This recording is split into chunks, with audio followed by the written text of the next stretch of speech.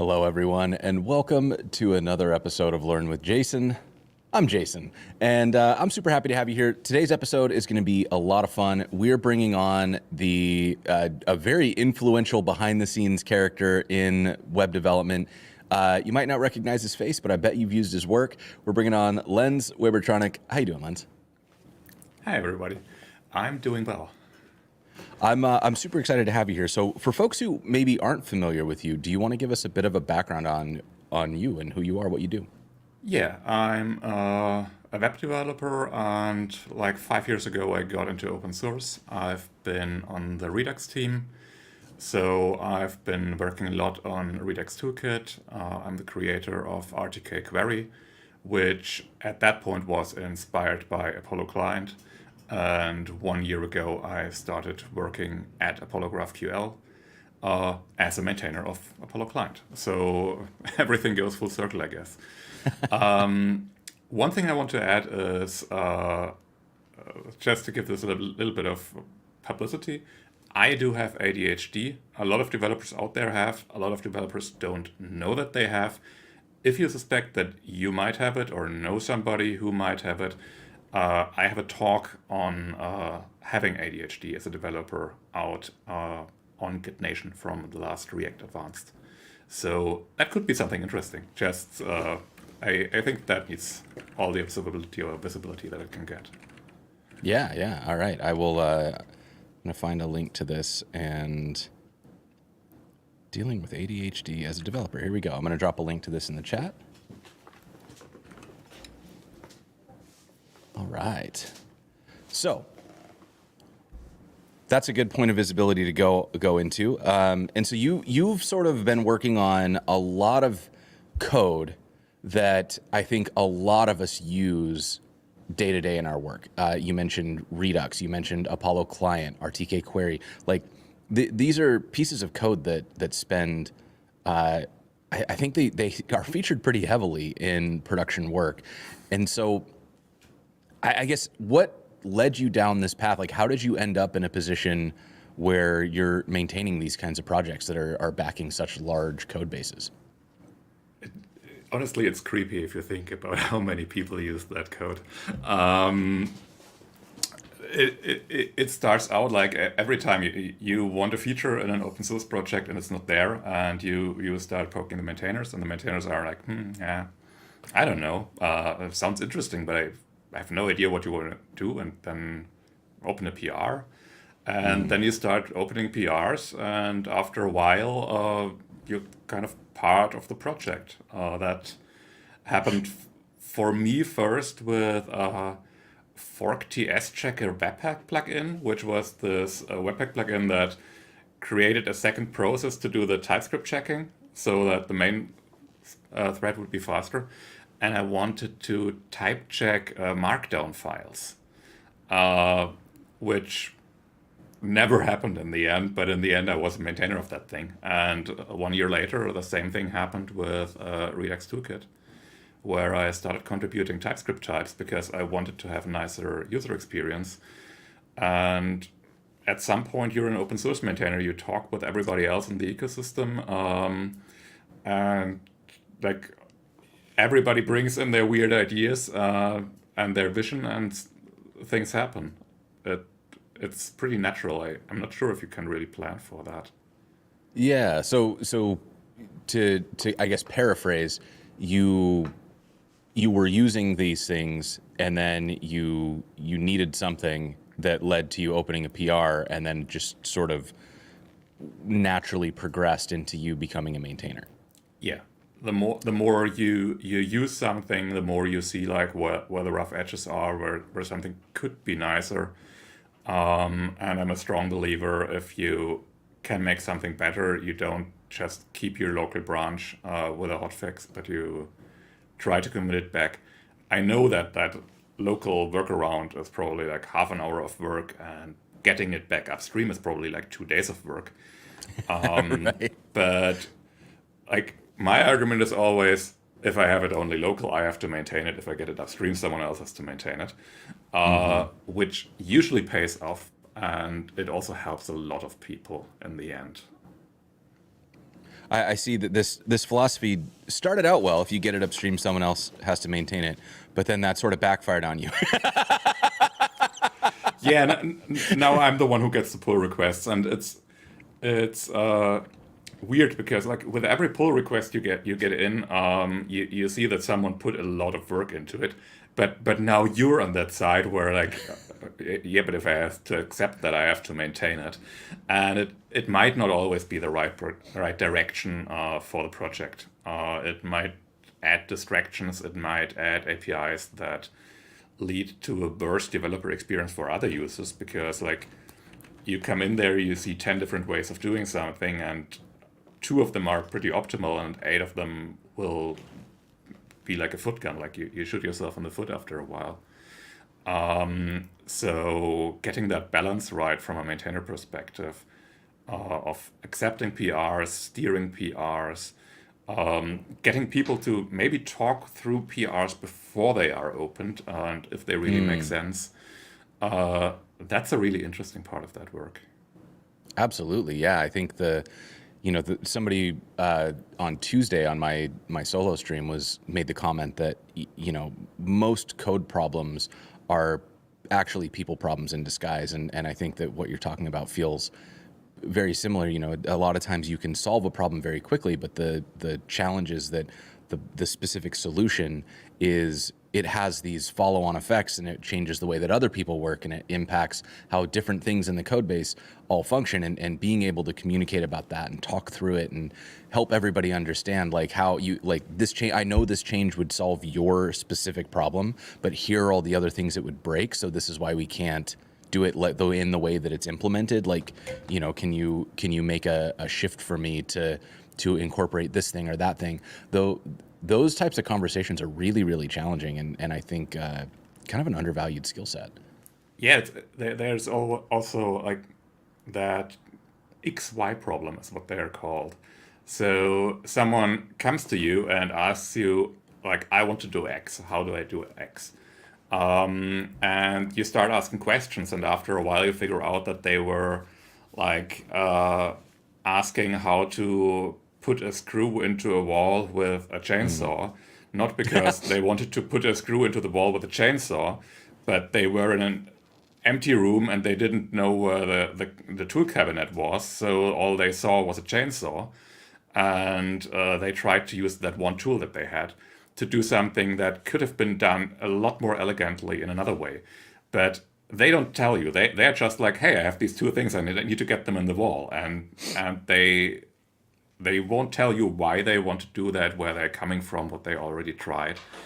So a lot of times, even if you get a PR, it might be a PR to enable a feature that could be done a lot easier if you wouldn't have already gone down that rabbit hole of, I want to do X, so I need to do Z, so I need to do this, so I need to do that. Like seeing that early is a nice challenge. Absolutely, yeah. I think that is. You've just encapsulated so much of the open source experience. I think of putting a nail into the wall with a chainsaw that's going to live with me for a long time. Okay. So today, I mean, there are so many things that you could talk about. Obviously, as a core maintainer of Redux, you've done a lot there. We've actually had you on the show about Redux in the past, so I'm going to put up a link to that to the Redux topics if you want to hear about Redux from Lenz and the other Redux maintainers. Go check that out. Today, I want to talk about Apollo, and I want to talk about React Suspense, because both of those things I know are useful, and I've seen very cool things built with both technologies. But when you brought it up, you brought it up as like, here's how you should combine these things to get a really good experience. And I like, when you said it, I was like, oh, I guess that does make sense that they would combine, but it had never really occurred to me before to put Suspense and Apollo client. I'd sort of figured that they were almost like parallel technologies, not necessarily complementary technologies. Like you would use one or the other. So, okay, before we talk about how they combine, maybe we do high level. Can you talk a little bit about what Apollo client is? So Apollo Client is at its heart a data fetching library, like or a caching library. We get into that a little bit later. So like React query, RTK query, there are specific GraphQL clients like Relay or Oracle. There's SWR. All these libraries try to give you a tool so that you can query an API from your components, essentially. The thing about Apollo Client is it's specifically made for GraphQL. So it can make assumptions about the transport layer that other clients that are not made for that cannot make.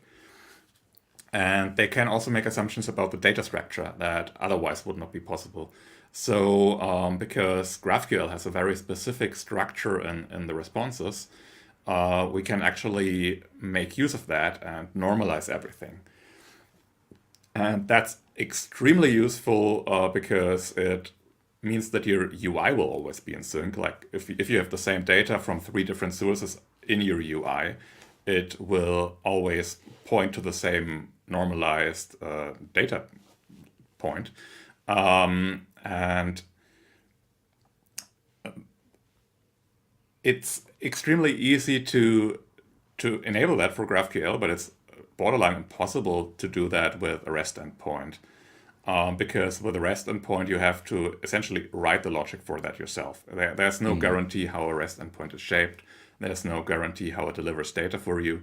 So it's not possible that someone would write a library for you to do that. So you have to do it yourself, and then you end up writing a lot of code. And with GraphQL, we essentially get that for free. And so this was a big reason why way back in the day, in 2015-ish, I got really excited about GraphQL. Was it 2015? It might have been later. But when I first started at IBM, we had this very complicated data problem. And the challenge that we had was that we had dozens of teams, all of which were exposing REST APIs. And every single team had to try to communicate with every other team to notify about what was changing, what was up to date. Some of them were using the open API spec, some of them weren't. And there was no normalization, right? There was no predictability about what one endpoint would be. And so the other problem that we had is because of that, they didn't like promote a single source of truth. It was more of a, hey, tell us what you need and we'll make you a bespoke endpoint. And so then each of these services not only had their like baseline endpoints, but then they had a lot of these extra endpoints that were sort of subsets of data provided specifically to the team that requested it. And there was just no way of knowing how to keep this stuff consistent. So when I started looking at GraphQL, the thing that I found was really exciting about it was this idea that anybody using GraphQL can create their own bespoke endpoint from a REST mindset, right? You say, I want these fields and only those fields, and that's what it gives you. And then from a provider standpoint, like if I'm the maintainer of the GraphQL API, I have per field analytics on what people are requesting, so I can see whether or not somebody's using this bespoke data that they requested, right? Like if there's a really expensive field and nobody ever calls it, like we can safely deprecate that, right? It never gets used, and we can prove it with data. Where with REST, I have no idea how you would ever prove that short of a full code audit, right? So this was what really got me excited about GraphQL. And then what you just said about the normalization and the way that Apollo Client can do things like caching and predictability. The neat thing about GraphQL is this concept of like, you know what the shape of the query is because you're defining it very clearly. You know exactly what data you need. It's really easy now to say, all right, these queries call the same data so they can be deduped. Or this mutation is changing this field and these queries request that field so they can be invalidated. Like that's just really, really, really hard to do in REST. Yeah. And the nice thing is you don't even need to invalidate that if you do that mutation. You can just like get that new entity back from the mutation, and it will automatically merge into the result you already have in the cache. So you don't even need to do another outgoing call. Really? Yeah. It's been a while since I'm not gonna lie. It's been a while since I've used any of the GraphQL tooling, so that's very cool. And the other thing you said, yeah, it's for API teams, it's absolutely true too. API teams, of course, you need someone who has a little bit of an overview of what's happening there.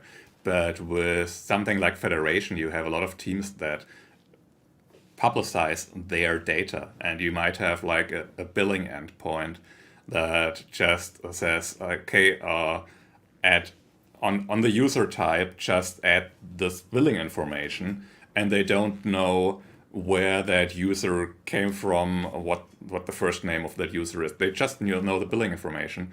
They publish that, and it gets merged into the main schema of your company. And you have that team working on its own without having to talk with everyone else all of the time. And that's super valuable. I think you just nailed a very specific pain point of working at scale, which is this necessity to keep very constant, high context communication with everybody in the company. I think that's a really big challenge in code because code bases are too big for anybody to keep full context. And this idea of not saying like, hey, teams don't communicate, but making very clear, talk about it as an API boundary, as an SLA, whatever it is, where you're saying my team will guarantee that these surfaces are consistent, and if they're going to change, we will communicate about these surfaces. Everything else, though, doesn't matter, because what we're doing behind the scenes, you don't need to care about, and we don't need to care about what you're doing, except where they fit together. Like in the case of, you're maintaining the user thing, make sure that user schema or that the point that I connect to for the user stays intact, and otherwise I don't have to care about the user at all. I just know that I can use that as part of my result set. And all you need to know is like there's a type that is named user, and it has an ID. That's all the information you need to stay in sync with the user team. So yeah, it's so good. And I think it's easy when we're on smaller projects to sort of look at something like GraphQL and say that's a lot of setup, and you're right. But the trade-offs as you grow and as you scale are. It really is one of those things that with complicated data and lots of teams maintaining lots of different aspects of the data, I don't know that there are really better ways to solve that problem. I think that GraphQL has a very unique value prop, especially when you get into larger data sets and larger teams. Okay, so Apollo client, really great way to interact with GraphQL data. GraphQL, great way to work with complex data and give people a lot of control over the data they're getting. So what is React Suspense then? Okay. React Suspense is essentially a mechanism for React to fork. So it doesn't only render your current UI, but it can do asynchronous operations in the background, wait for them, and already pre-render them to get them in fast. So the thing is, usually that's nowadays used with like a router, like the app router in Next.js, for example. So when you click onto the next route, it doesn't immediately switch you over and you have a big loading spinner and you don't see anything, but it starts what they call a transition, which means you still have the old UI rendered and it could even stay interactive, while in the background it starts rendering the new UI, and once enough of that is ready, it will swap over. And that's something that also lends itself very well to data fetching. I think like the first few examples that Dan Abramov showed in his conference talks were about data fetching for like things. You have three components that all three of them fetch some data. They don't finish at the same time. They all have their own loading indicators. So you have a spinner here, you have a spinner there, you have a spinner there, and then the user experience is like something pops up here, and then it's still spinning. Over here, something else pops up, and at some point, all your data pops in. And in reality, that's like half a second of epilepsy. Like you don't want your UI to look like that. You'd much rather want to say like, this is an area of my UI that should pop in together. And if there are three things loading, then just wait in the background until all of them have loaded and then switch in the new layout.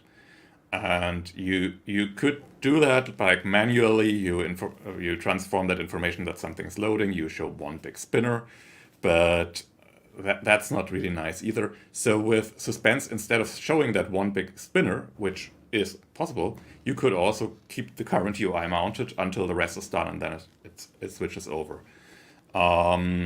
So Suspense has a lot of interesting ways of getting this asynchronity synchronous over multiple components without them having to communicate with each other.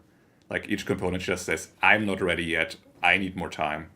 And then React does something with it. Nice. And if I remember correctly, there's kind of a clever mechanism being done, if I remember correctly, to make Suspense work, where we're doing things that kind of don't feel right. Like, are they still throwing promises and things like that?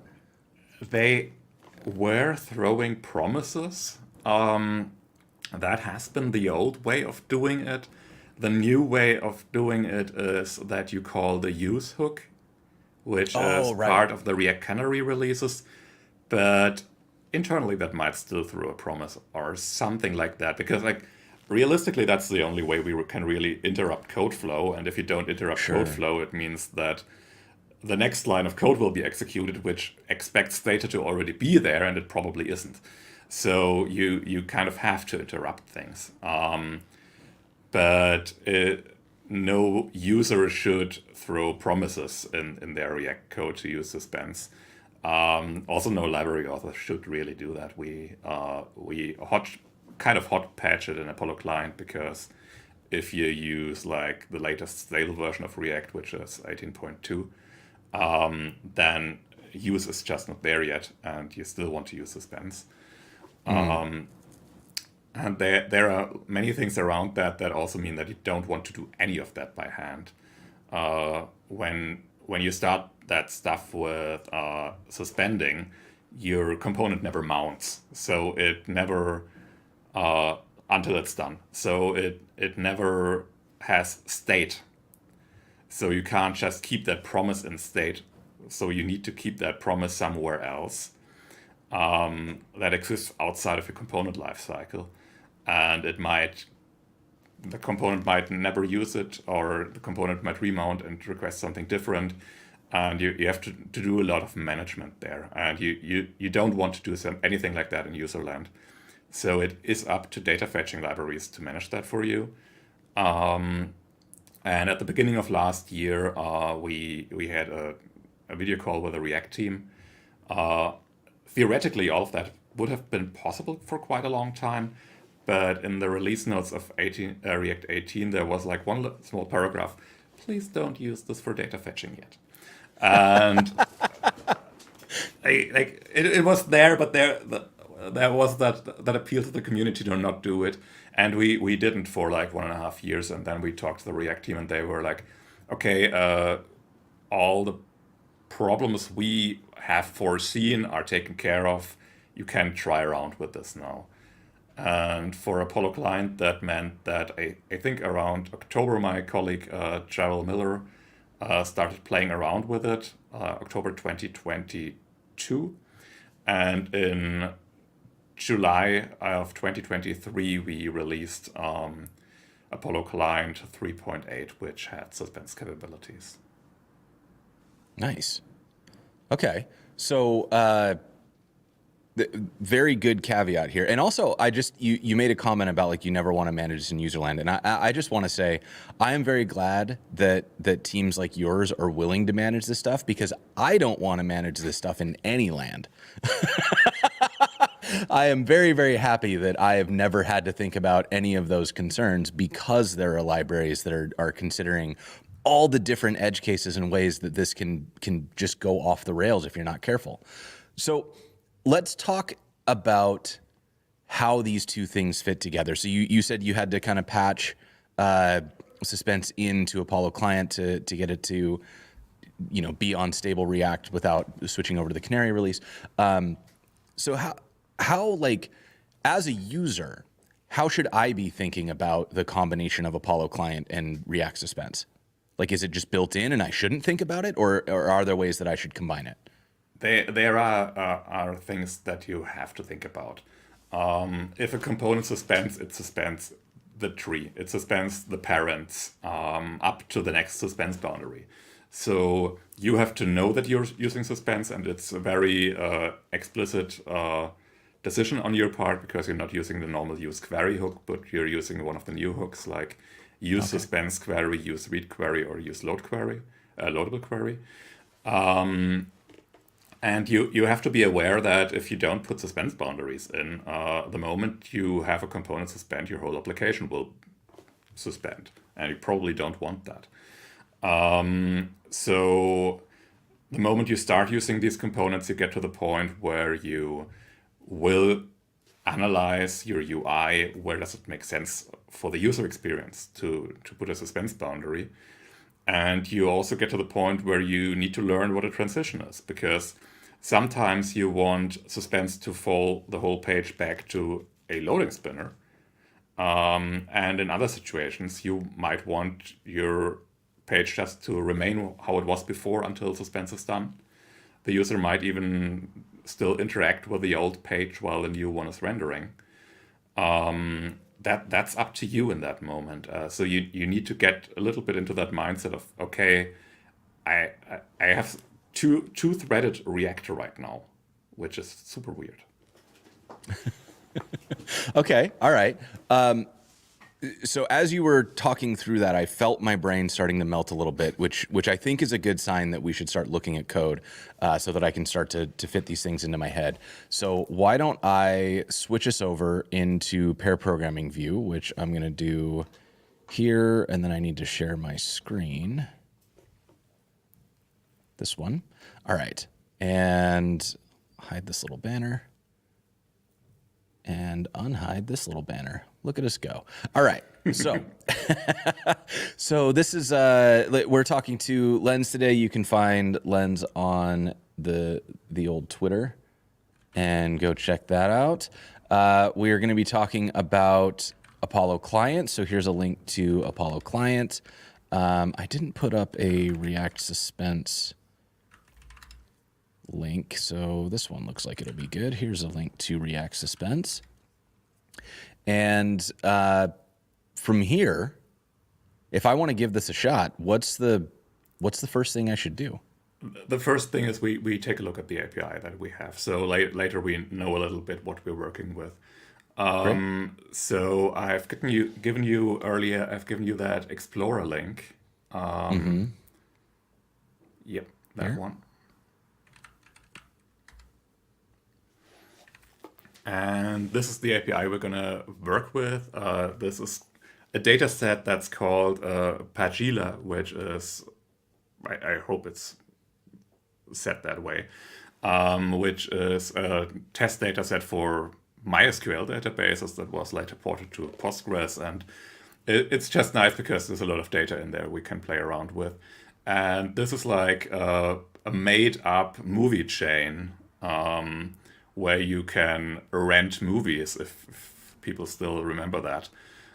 So we can look at the stores, we can look into each store, which movies are there, we can look at each movie, which actors are there, who rented the movie the last time. So we can just look around a little bit there.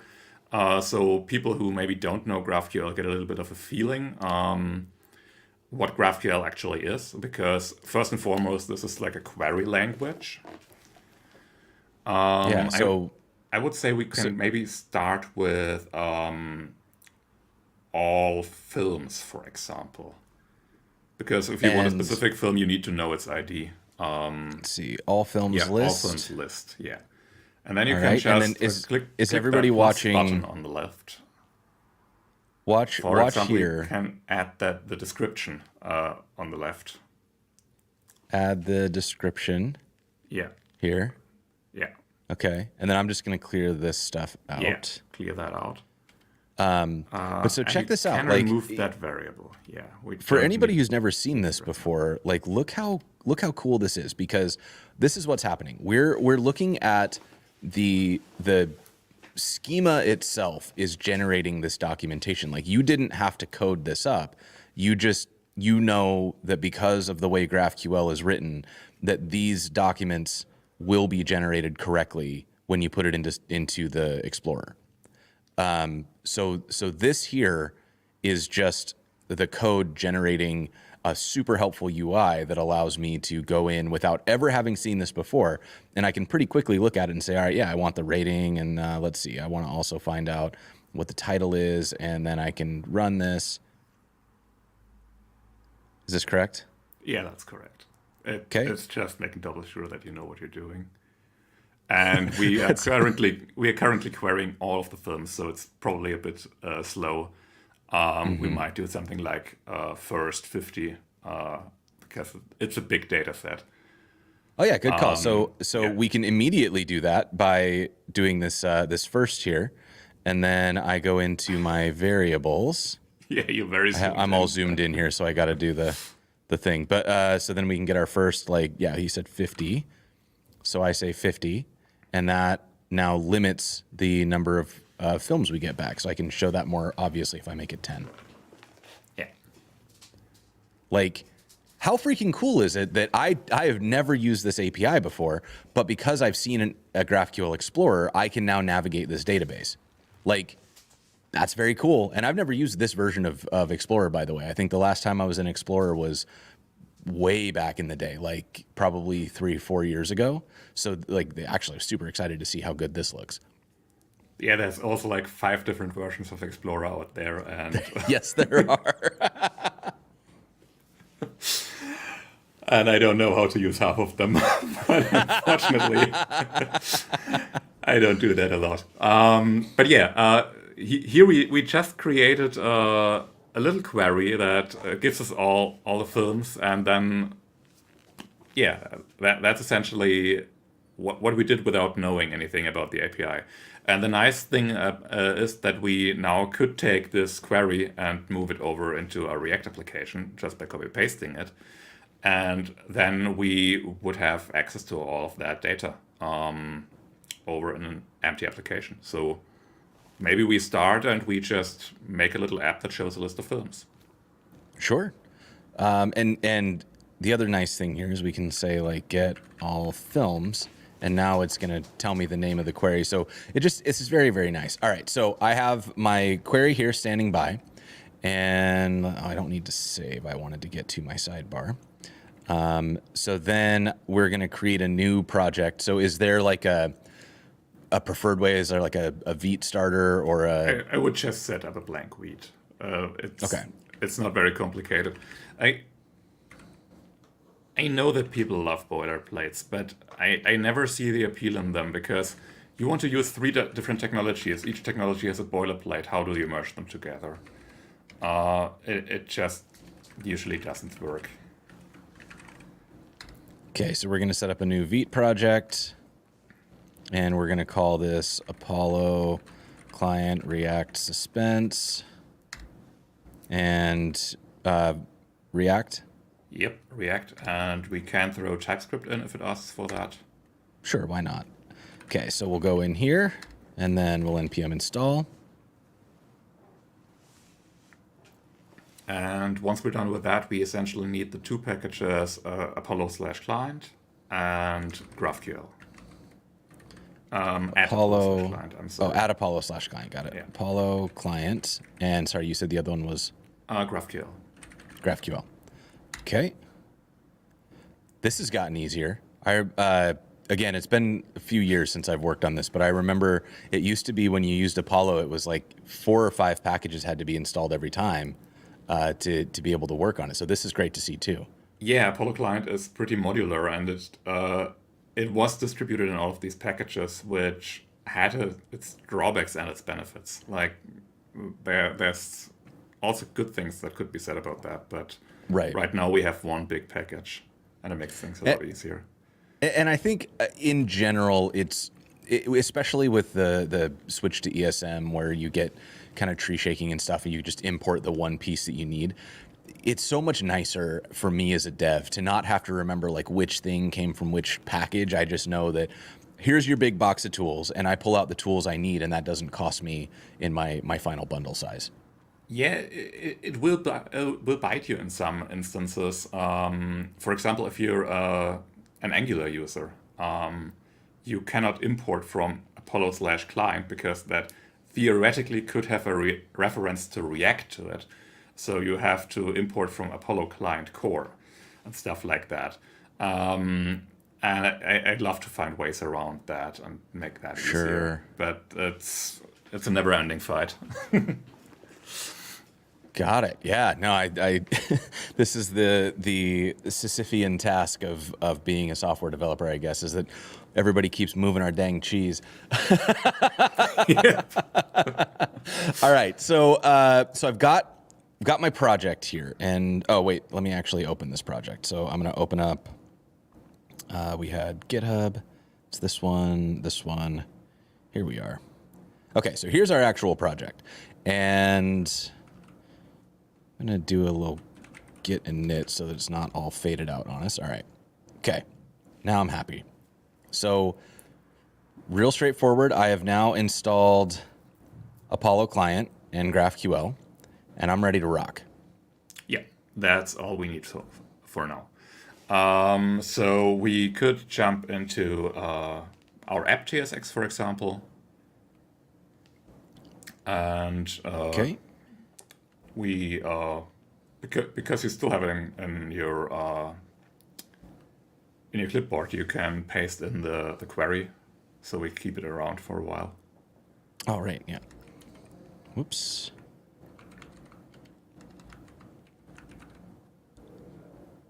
I do still have that in my clipboard. I don't know. Good memory. I would have immediately gone back and tried to just copy it again. Okay. So what we need to do is we need to import a few things from the Apollo client package. Okay. We need, write that out. We need the Apollo client, which is like Apollo client. That's one thing.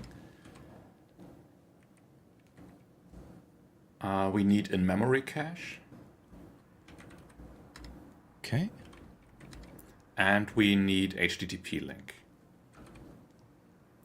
All right. And while you're Autocomplete. importing, also Apollo provider, because we're in the React world. Okay. Okay. So general advice: if you do server-side rendering, look up whatever your framework recommends you to do, because what we're not going to do now is we create a global variable with an Apollo client instance. And if you do that in SSR, that Apollo client variable would be shared between all the requests coming in, and you never want to mix that up. So there are ways around that. But since this is a client-side project, we can just say const client equals new Apollo client. Okay. And that needs an object as an argument. One of them is cache, which And is that's a gonna new be- in-memory cache. Any config for And that? the other thing would be link, Link.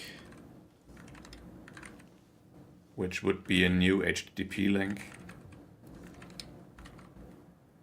And that gets the URI to a GraphQL endpoint as an argument. Okay. And is that going to be this That one was here? Not exactly this one. I also have it in a paste bin. Okay. Or yeah, that one would. This yeah, one? that would have been it. Yeah. Oops. By the way, for Okay. everybody who's watching this later on YouTube, this endpoint will be down by the way time you're watching it. I'm not going to keep that up.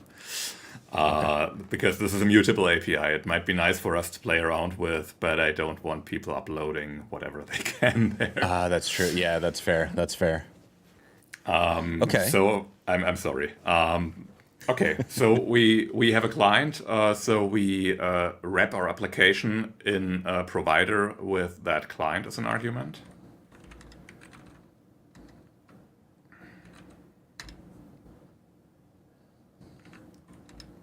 Okay.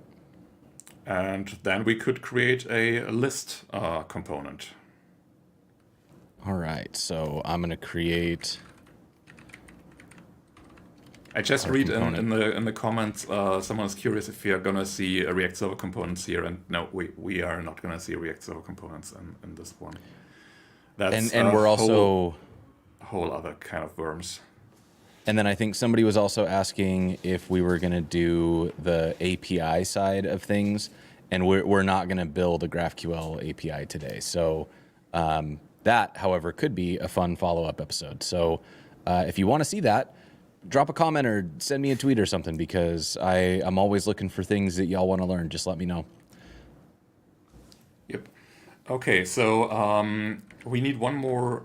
Yeah, return something first. We need one more import, and that's GQL, also from the same Apollo client package.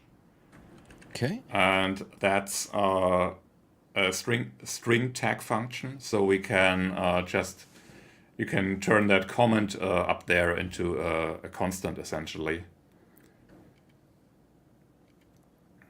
So you could say const get all films query equals GQL. Is there a convention for this? Like, do you do them all caps or anything like that? I personally don't have a preference, but most people on the internet do them all caps. So it's like get all films query. So you kind of do the screaming snake case. Yeah. I love that it's called screaming snake case. That's one of the main reasons that I use it. I'm always trying to picture screaming snakes, and I'm like, it's not working out. Quick tangent. I like this case so much that I illustrated it. Here, this is my screaming snake case. do you sell that as a T-shirt? No, I don't sell any of these as T-shirts. I don't know. This was like how I kept myself from going completely off the rails in the pandemic. Oh, come on, T-shirts, mugs, like sun hats. I want an umbrella with that unicorns with soon. It's gonna be amazing. Oh, good. All right, so now I have my so this a tag template literal. This is basically a function that will execute on all of the. These are very cool. We won't go into how they work, but look up tag template literals or a template? Is it just called a template tag?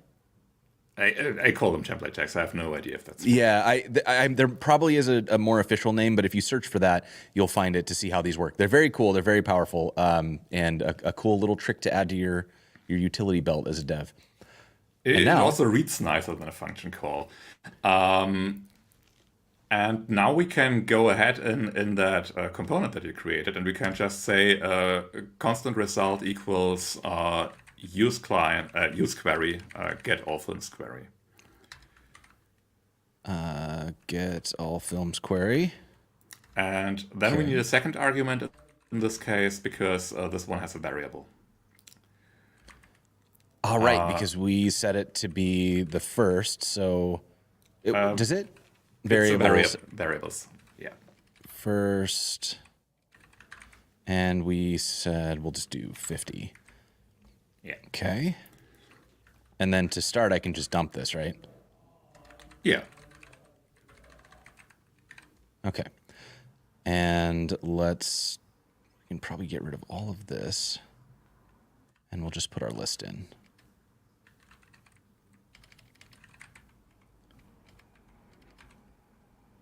Okay, then we don't need that anymore. And I can start this app. So npm run dev. No, actually finish typing. There we go, npm run dev. And that's going to put us in 5173.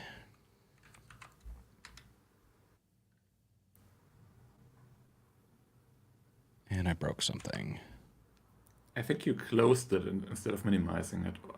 Oh no, this result also contains a reference to the Apollo client instance, and that references the cache, and the cache references the client again. So you have a circle in there. Got it. Okay. So why don't you destructure some things here, and we just take a look at what's available. There is loading, for example. And there's data. Data, yeah, all right. So we can do something like if loading, return, loading, and otherwise we'll stringify that data. Yeah. And then there we go, we're loading. Let me clear this and reload. Post, why did cores? Oh no. Let me give you an alternative URL to use.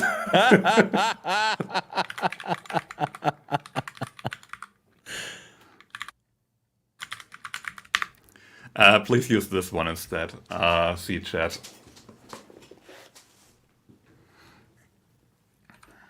Okay, this one. With an HTTPS. My error.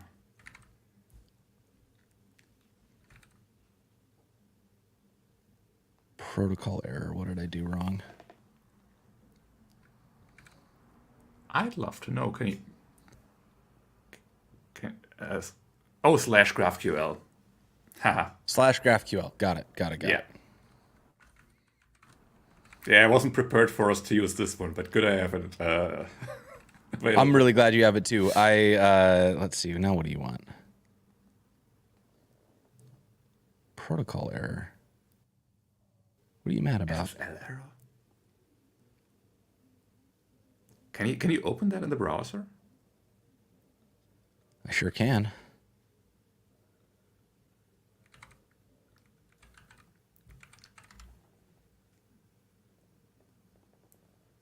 Did I typo? I don't know, but that's the endpoint we've been talking to the whole time. And it also works for me on my machine. Oh no, the worst problem to have. Let's see. I didn't type like chat. Did I typo this? Fry.dev. Oh my gosh. Okay, now the good thing here is that we can pivot. We can make this work. Do I have a VPN? I don't have a VPN, so that is not what's happening here. But somewhere... This is amazing. I think... Do I have a GraphQL API? Let's see. So chat says they can hit it. Y'all can hit it? What is happening? Did you do HTTP, not HTTPS, maybe? HTTPS because it is an HTTPS one. :// Like, what is happening? Come on, dog. What are you doing? Like, you're killing me. Okay. Why would you choose now? Like, of all the times to be terrible. Oh no. Let's see. All right. So this is hilarious. There are some open GraphQL APIs though. We can find some of these and we'll just play.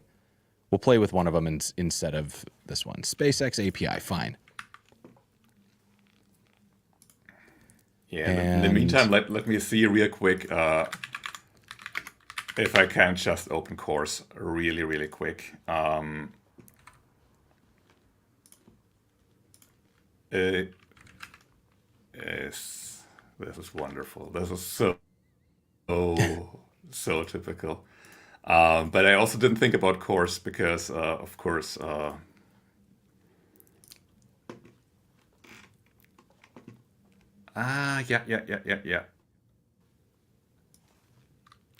Course allow any origin. I think I should be able to have this running very fast. Great. So just in the meantime, I'm gonna swap this out real quick to show that it is working. So here's the query coming in, and actually while you fix that, I'm gonna get rid of some of the CSS because that's Yeah, so I've set it to allow any origin. This like needs like a minute or two now to trickle through all levels of cloud. But then we should be able to use this. Okay, great. In the meantime, in the meantime, we could just set up the GraphQL code gen, because that takes 2 minutes, and then we have TypeScript types. Yeah, let's do it. So then I will undo, get back to this one, right? Yeah, that one should work in about 2 minutes. Okay, in about 2 minutes, that one will start working. Give it a try if you want to. Hey, look at it go. Yeah. Live debugging. It's my, this show wouldn't be what it is if we didn't have at least one mini disaster per episode. Yeah. And so we've live debugged cores. We've got queries loading, and you said the next thing to do then is to get the code gen. Yeah, because right now everything here is any or unknown if you hover over data, and that's not very helpful, honestly. I was going to ask about that, so I'm excited this is where we're going next. So the next thing would be to create a code gen YAML with the contents that I've already sent you, because nobody remembers how to set that up. Just in the root? Yeah. Okay, and it's called codegen.yaml. Yeah. Okay. And it was this code here. Yep. All right, so let's talk through a little bit. We don't have to go line by line, but in general, what we're doing here is we're pointing to our GraphQL API. It will we're saying go through all of our docs with introspection. It will look for GraphQL queries in all of our TSX files. And it will generate multiple files. This is like one way of doing it. There are like 10 million ways to set up the code, and this is the one that I personally like the most. It will create one central file called types.ts that contains like the types for your schema. And then it uses the near operation file preset, which means if you have a TSX file and you write a piece of GraphQL in there, it will create another file next to that, which is like your file name .generated.tsx, which creates the type for that specific operation that you just wrote. And the nice thing about that is that the result of that still tree shakes. If you generate everything into one big file, like it usually does, you have that one file, and most bundlers don't tree shake on a per operation level, but they tree shake on a per file level. So if that file is referenced, the first load of your application will always download all the queries there are. And that can be a lot. Yeah, okay, that makes sense. All right, I'm with you. So I've saved this. I understand what it does. How do I use it? You call npx GraphQL CodeGen. You don't even really need to install it. Excellent. npx GraphQL CodeGen. GraphQL minus CodeGen, sorry. Oh. Is it double dash? No, it's one word. It's one package name. Oh, this is me like absolutely not double checking my work before I go. All right, here we go. All right, here we go. So what that did then is it should have generated a types. Am I looking at it? Where would it be? Why did it immediately finish?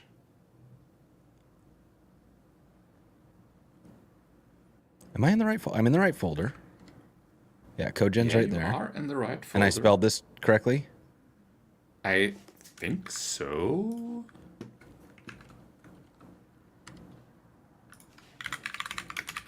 It's like it's not picking that up. Do I need to tell it to use this? CodeGen.yaml, right? Yeah. Unknown argument. Okay. Or is it GraphQL code generator as a package name? Wait. I might have installation. It's at GraphQL minus code and /CLI, because everything else would be too easy. Right, of course. Yeah, it's a scope package. Okay. At GraphQL-CodeGen/CLI. Okay. Yeah. How dare you? Could not determine executable to run? Did I? Okay. A little bit further down on the setup side, it also says you can also do npx GraphQL -code -generator. So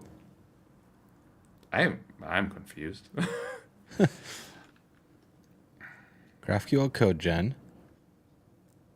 Yeah, you can get up in the top is the docs link. Up in the top, docs link. Introduction. Installation. They wanted to install it. For me, it worked without installing it. But that might also be the error because maybe it already was installed. But you can also try that one, yeah. All right, let's try this. But without the init, probably. Because Without we already the have a init. config file. Yeah, the init would create a config file, which we already have.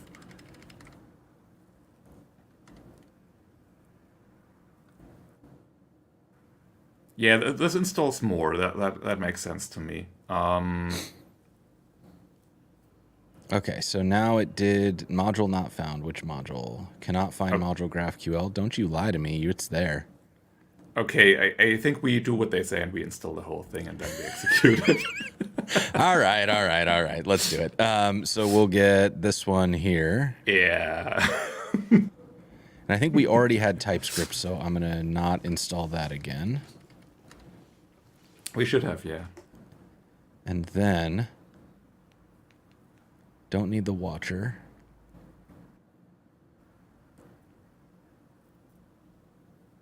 And we don't need the installation wizard.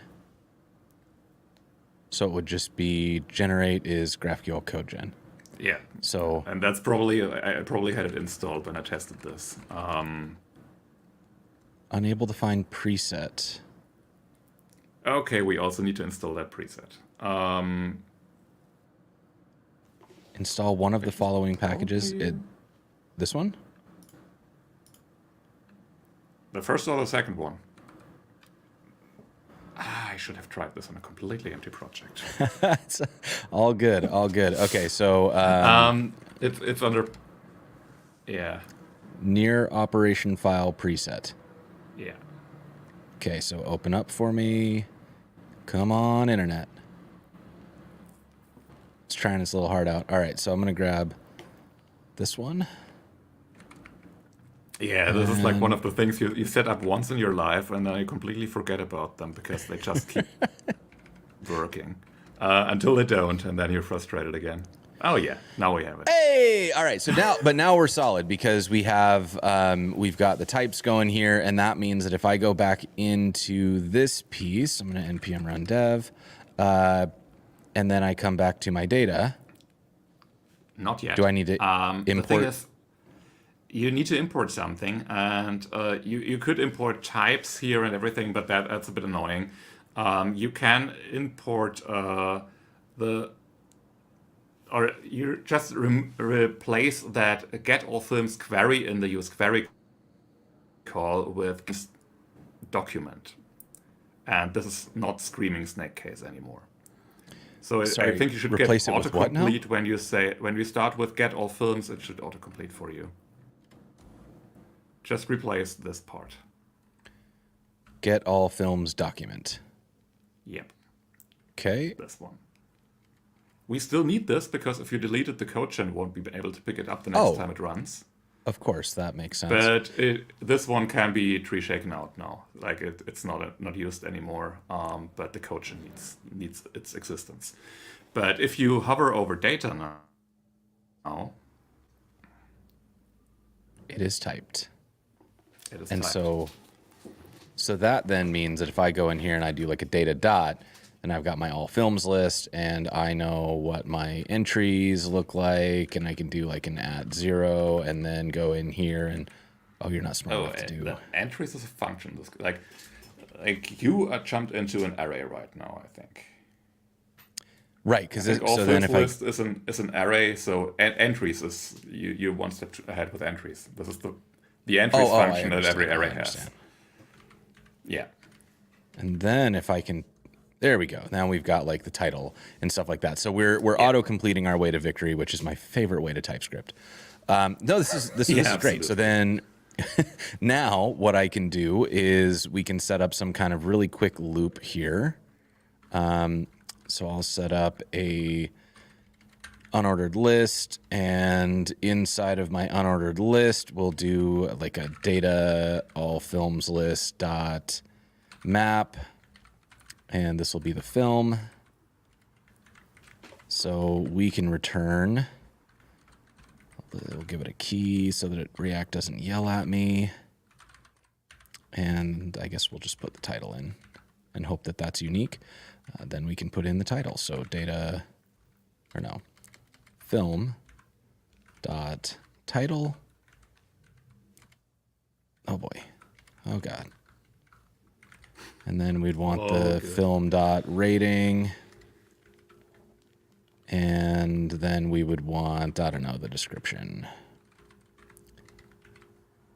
And if I get rid of this extra stuff over here, we have valid React. And if I can get rid of this because that was just me playing. And then we come back out and we should theoretically have, there it is, our list of, I'll zoom this in a little bit so people can see, but you get the title, the rating, and then a description. I hope that none of these films really exist. On the other hand, the episode of the database administrator, I kind of want to see that one. Database administrator of an explorer who must find a car in ancient Wonderful. What Good. we can do now is take a little look at the Apollo client that we have in the Apollo client DevTools, which would be a browser extension that we still need to download. That's the one thing I didn't tell you ahead of time. All good. I can do that.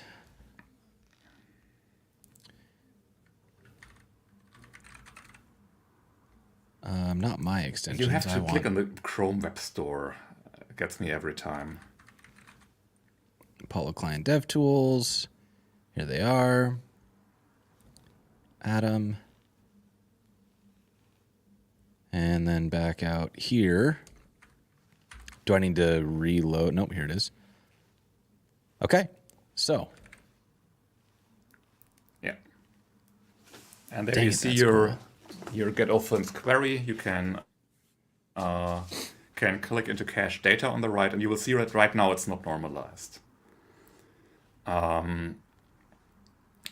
Which is something that we can change now. And it only needs one very small change. You need to request an ID. Right. Okay, so let me get up into here. I'm going to request an ID. And then because I haven't set up the code to do this. Oh, yeah, we need the code chain. Yeah, that's true. And now that I've got this, you can jump back into the browser and yeah. And this one key, that means it's normalized? If you click into one now, you'll see that now there are references in there. At least I hope so.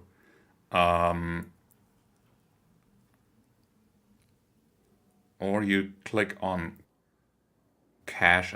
Maybe it doesn't. Maybe it resolves references and queries. I'm not sure on that. And the top left of the DevTools, there's cache. Yeah. And here's all our references. Yeah. Got it. Very cool. So later, if we start changing any of these, it knows by its ID and its type how to swap things in and out.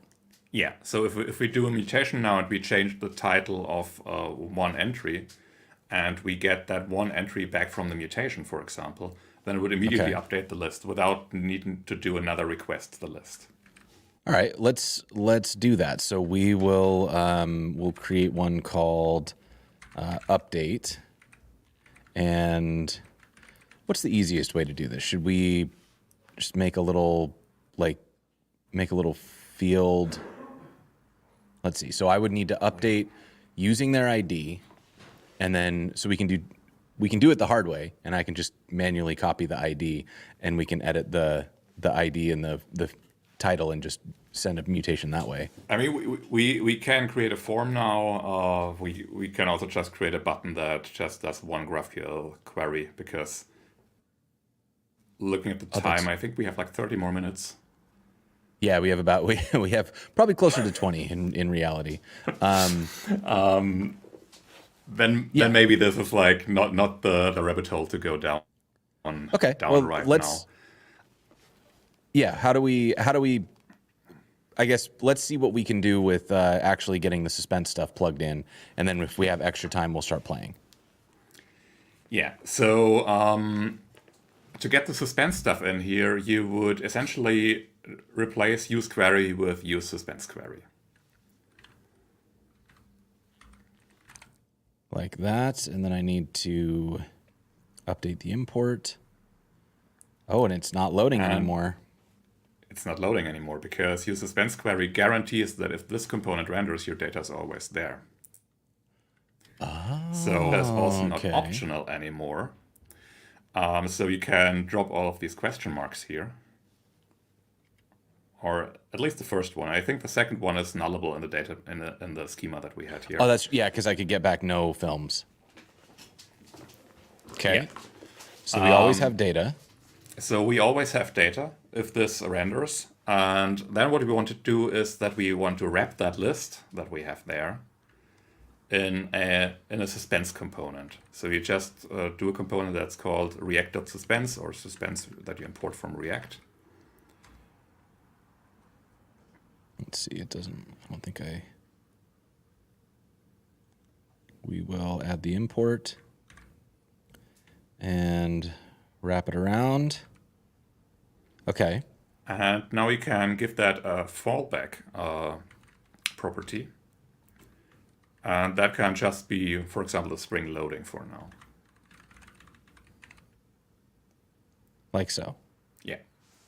Okay, so functionally, it doesn't change the UX that we had before, but from a development standpoint, this is kind of nice because I get to think about this as a completed query.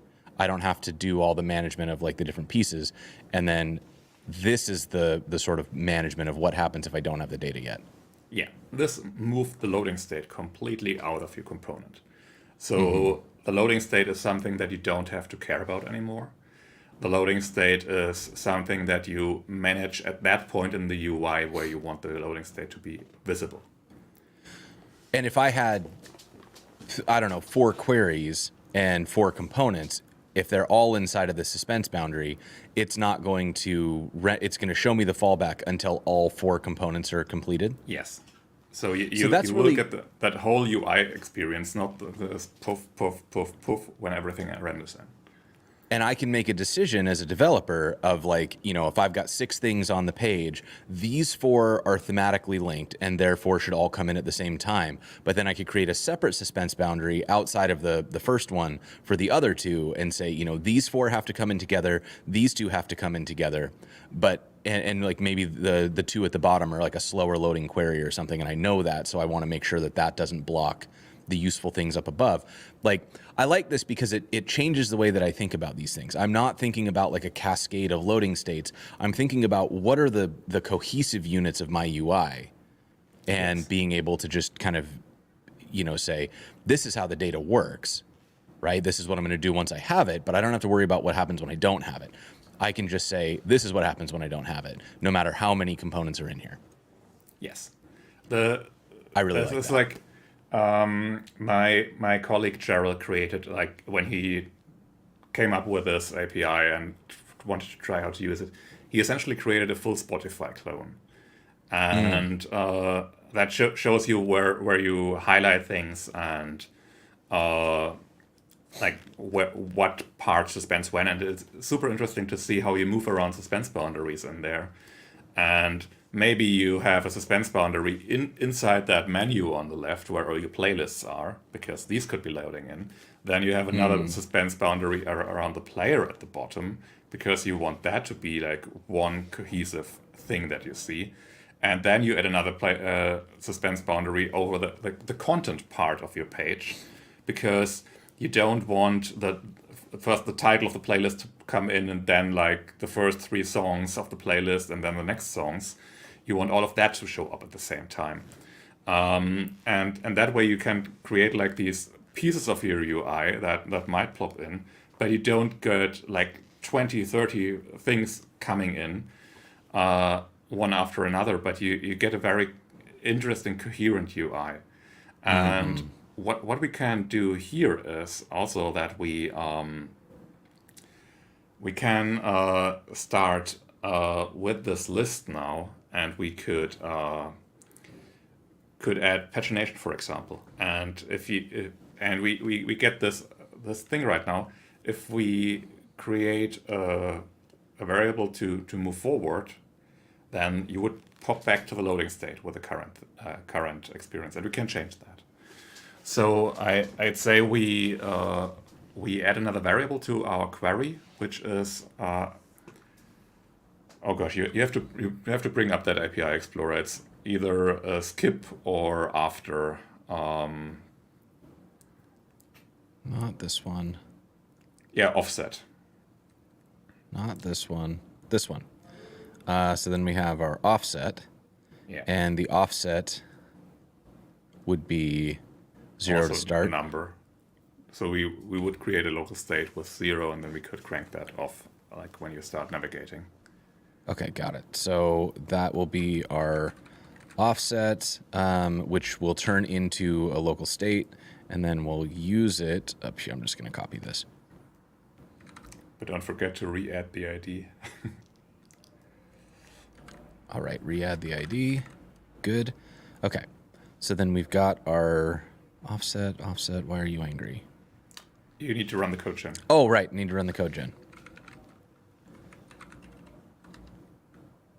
That can run as a watcher, and it's very useful, but before we have Jenkins consoles open right now. Yeah, I think if I was going to keep working on this, I would probably set it up to run in parallel with my dev, so that when I ran npm run dev, it would just be running the watcher as well. But this is great. Yeah. Okay, so one thing to highlight right now from Dominic in the chat, TK Dodo 23, who is a maintainer of React Query. With Suspense, you have to especially be looking out that you can create waterfalls more easily if you use it like this.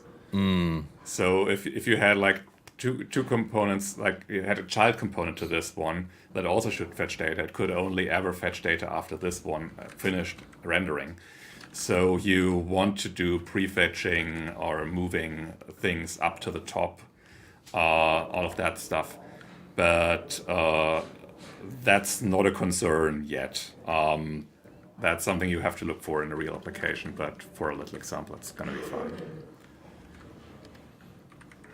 All right, and so what I'm going to do is set page to be, we'll set,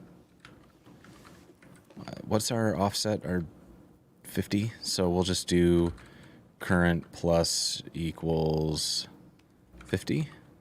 Yeah, I guess we don't need to do the good. plus equals. We just need to do the plus.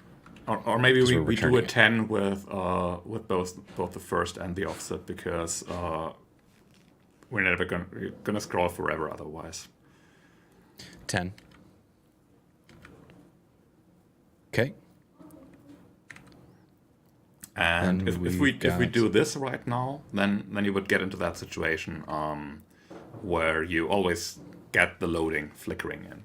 So we can try that. All right. So we're loading. I've done something wrong.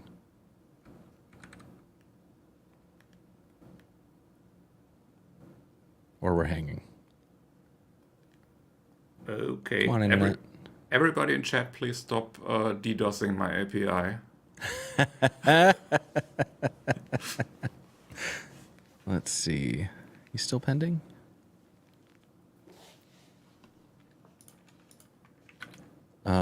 Let's see here.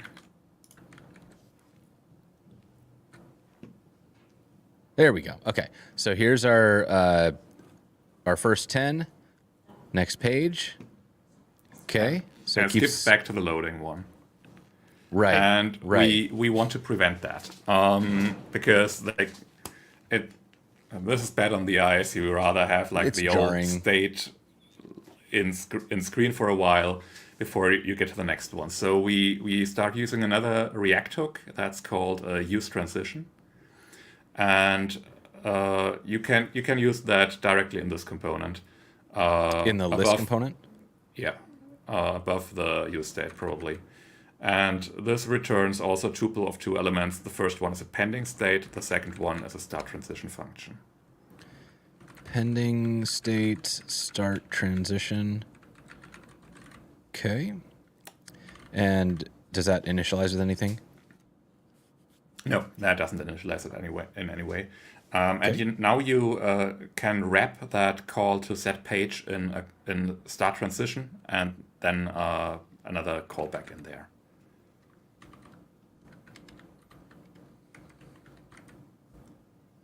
Like so. Yep. Okay. The transition hook is from React because that was asked in chat right now. Yeah. Yes. So you can try it now. Okay. And look at that. Much cleaner. Like immediately cleaner. But at the same time, this is a bit irritating for the user. Like, did the click register? Nothing happens. We don't have a UI reaction at all. So what React does in this point is that in the background, it re-renders this component already with a new state. And it tries to... So in the background, it renders with page 10. And in the foreground, it keeps rendering with page 0. But in the foreground, it changes that pending state from false to true. So we can use that to maybe disable the button or gray out that. So here you could just, with a button, say disabled equals pending state. Got it. And so then when I come in here, it goes, yeah, you can see that it's thinking. Nice. And I could do something else in here too. Like I could say, I don't know, like we could say... loading on there, yeah. Right. And then that way you're even more clear with what's going on so that as I come in here, it's like, hey, yeah, we're doing stuff. Like sit, please. Nice. Okay. I get it. Conehead Smoochie.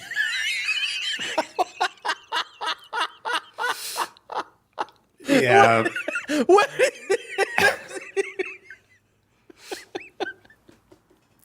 Oh my goodness. This is a touching story of a womanizer and a composer who must pursue a husband in Nigeria. Where did this, like, did you have a, like, is this just output from an LLM or something? No, this is a data set called Pagila that's used for, like, I use that for load testing. If I need, like, to fill up my memory or something, I use this database set. So bizarre. Yeah, but it works. Yeah, Conqueror nuts. Okay, so this is great. This is great. We have and this feels, there are ways that we could clean this up further, but this feels good. We immediately communicate to the user when they click. We aren't jumping the UI around through a loading to results and back to loading and so on. So we've got some consistency here. Is there anything else that we can show in about 5 minutes? 5 minutes are a tough call. So the thing I would show is the documentation, probably. Okay. Because in 5 minutes we're not going to get anywhere, I believe. So if you look here, there's a point suspense, and that showcases this. There is not only the use suspense hook that we have seen so far, there is a pair of hooks that exists that are changing variables. That's essentially what we did. It probably shows transitions next. Yeah, that's a transition. And this is essentially where we are. This could also give back partial data if you want Oh, it. interesting. Okay. And TypeScript will adjust for that, which is an important note. You can add error boundaries, like we added a suspense boundary. That might be interesting because error handling is also not a component concern anymore now, but Right. it is a parent concern now, which is important. If you get into the case of waterfalls, because Dominic already said that, like you have a parent component and a child component that both request data, then one thing you can do is fragment composition if you have that set up. The other thing is that you can have the parent component already start the fetch. Maybe have a suspense boundary in between, and then in a client component, actually, when the data is used, suspense that child part, because suspense components can also be nested inside of each other. So for that, you use the use background query hook that you see on screen here to make that request. That gives you a query ref, which is essentially a reference object. Like you can't do anything with it except pass it around as props. And in a child component later, you can call a use read query, which will then suspense if the data hasn't been fetched yet. And it will then give you access to that data. So that way you can start prefetching in a parent component much higher up. Got it. It's already loading everything, but you don't need to completely suspend at the point where you start that fetch. And this is great too, because like if we look at how this would happen in the waterfall, and this is what you and Dominic were talking about, is we have the app. The app has a suspense boundary set up around the dog, and the dog has to load the dog query, and there's a suspense boundary around that as well. And then inside this, we're showing the breeds, which has a suspense boundary that will run its own query around getting breed data. So if we didn't have this background query, we would wait for the dog to load, and then once the dog loaded, we would wait for the breeds to load. And so it would kind of have like a pop, which is the whole thing we were trying to avoid. But by running it in parallel like this, where we've got this one and this one start at roughly the same time, because they'll this and this will both start going at about the same time, then we don't have to wait for this to complete to then start the query. And this is really clever stuff. Like I think this is the sort of thing that as you get into more complex UIs, this is what bites a lot of us in the butt, is not having a really clear understanding of like where data starts getting called and what has to complete before the next thing can start.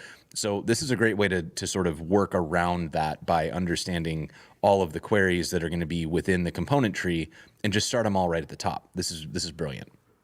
Yeah, and you explained it wonderfully, which I could not have done. So thank you for that. There is one more hook that also comes up here that is use loadable query, and that's fetching in reaction to user interaction. Like you hover a link, you want to preload something that might be used soon. Like maybe you would use lazy query in the old paradigm, and then in a new paradigm you use loadable query. It also gives you a query ref, and then again you use that with use read query immediately or at any later point inside a completely different suspense boundary potentially. And so in this example, if I'm understanding correctly, you would say, I have a drop-down where I can choose an item from the drop-down, and instead of waiting for me to submit, it can be when I change the drop-down, we can start immediately loading the thing that I'm gonna get. And so if in the case that I still needed to submit, it would be like a preload. Or if we were to do something where if I hovered over a product and I wanted to load some reviews for that product or whatever, I could say, hey, if you show intent to click on this thing, I'm going to start preloading stuff that'll be on the next thing you load. Okay, this is very cool. Like a good example would also be a tooltip. you actually show the tooltip after 500 milliseconds of hovering, but you can already start fetching the first millisecond the mouse is over the link. So you start fetching, you start loading it, and you use it a little bit later. And because of suspense, then it doesn't have the whole loading flickery thingy, but it's either already there or it holds your current UI for a short moment in the current state. This is great. I mean, this is very powerful stuff, and I can see how, like, just how complex this can get in a production app, and how having these sorts of things that are, you know, here with the way that you've done it in Apollo Client. I know that Dominic is doing a lot of really interesting stuff with TanStack Query. These libraries, like, if you only have one query on your page, sure, maybe it's overkill to reach for something like this. But as soon as you get into anything complex at all, and like this example here of you have like this one, I think is a really, really common thing. You have a list of things, and each of those things, when you get inside of it, has sub things.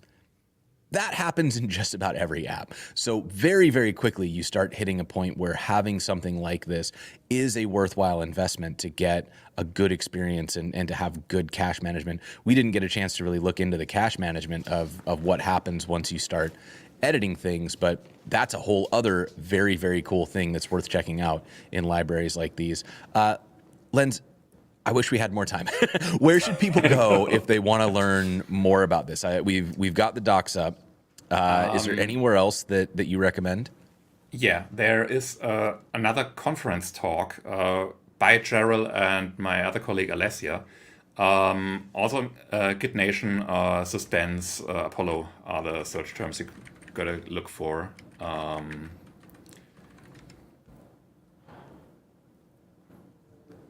This one? Yeah. Yes.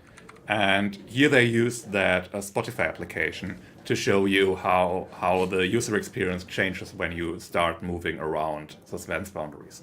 And the thing is, in your application, you probably really need to actually think about 3 or 4 loading states in total. And those are probably intertwined with your layout.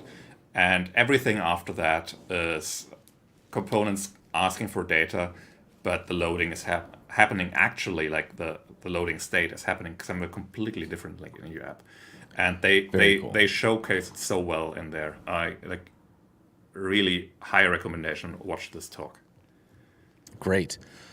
All right. Well, I have lots of things to think about and lots of ways that I want to start incorporating these data flows in, even on some of my side project apps where I can just feel it getting janky because I've been rolling my own data management. So I can see a lot of potential here for how, even on something small, this is going to make a big difference for me.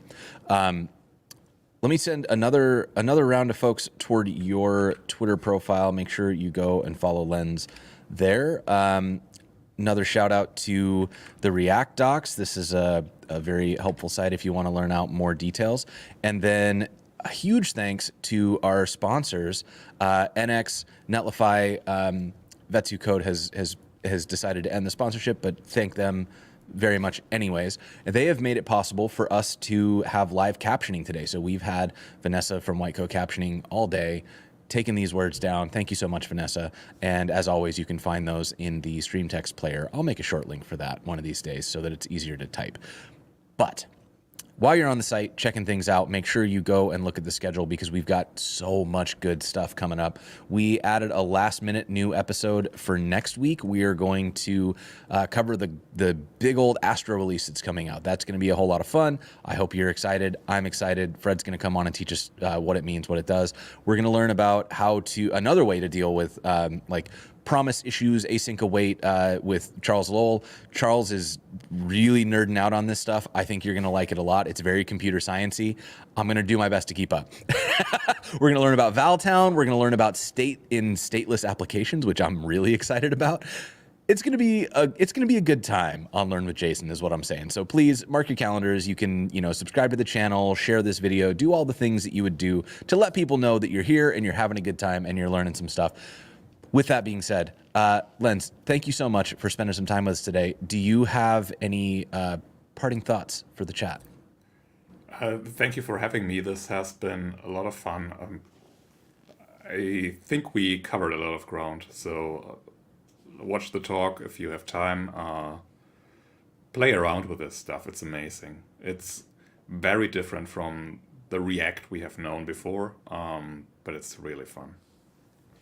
Yeah, this is it is very exciting to see how much things have progressed.